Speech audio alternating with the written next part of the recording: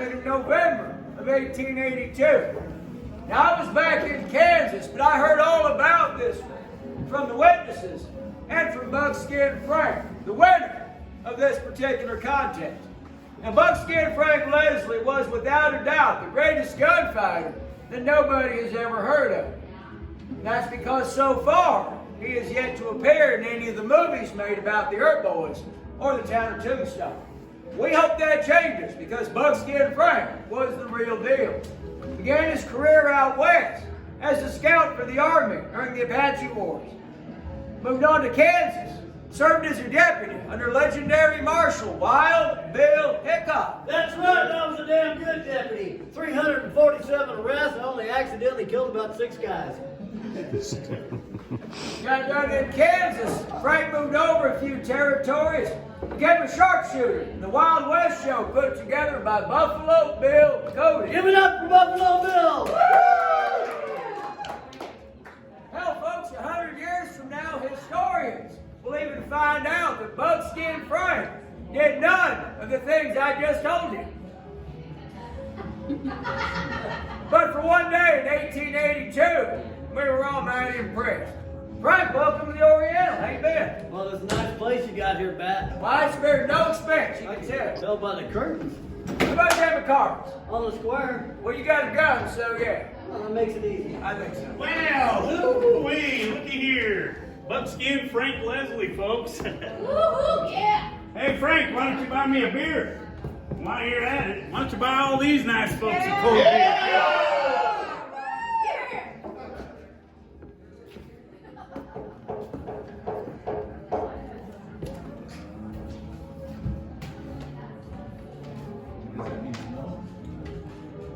Cowboy, I don't know you.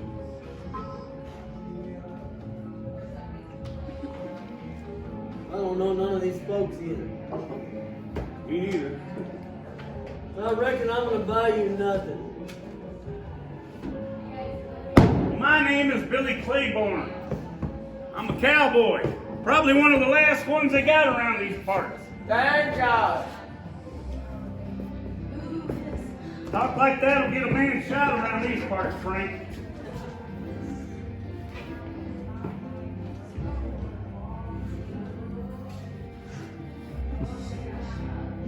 A couple gentlemen here a little far along in this game of cards to be overly concerned about a cowboy Claiborne. You hear that music over there? Kind of pretty. Reckon that'd be the bar. Why don't you go find your people?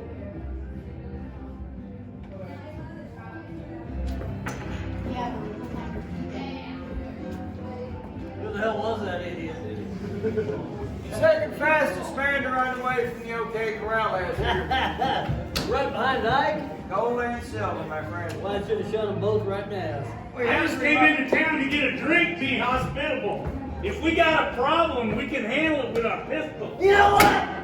I'm not going to be intimidated or threatened in my place of employment. Time for you to go. Come on. Out of here! Come on out of here. I'll buy you a drink in hell. Hell yeah! Sorry, bad. I could have done more. I couldn't do no less. I think that Claiborne fella, I think he wanted to kill me. I don't even know him. There's no need to apologize, Frank. It is better to be judged by 12 than carried by 6. Was that said by a wise man? My father sounded better in French, I though. don't speak French. Sorry. Frank Leslie!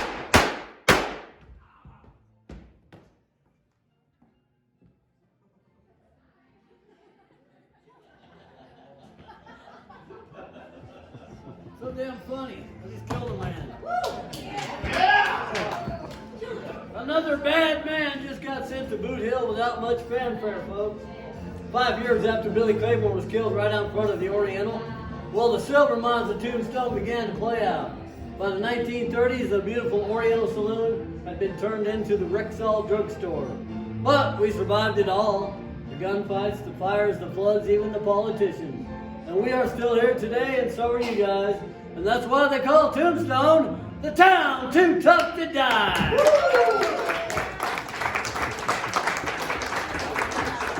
Hey, folks, we appreciate you being here today. That's all the time we have for Murder and Mayhem. We hope you enjoyed the show. Thank you.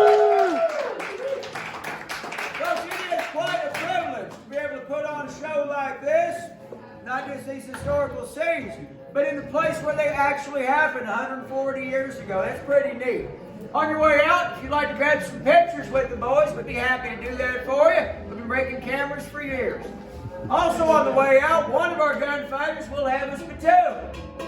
We ask you to tip in that spittoon if you enjoy the show.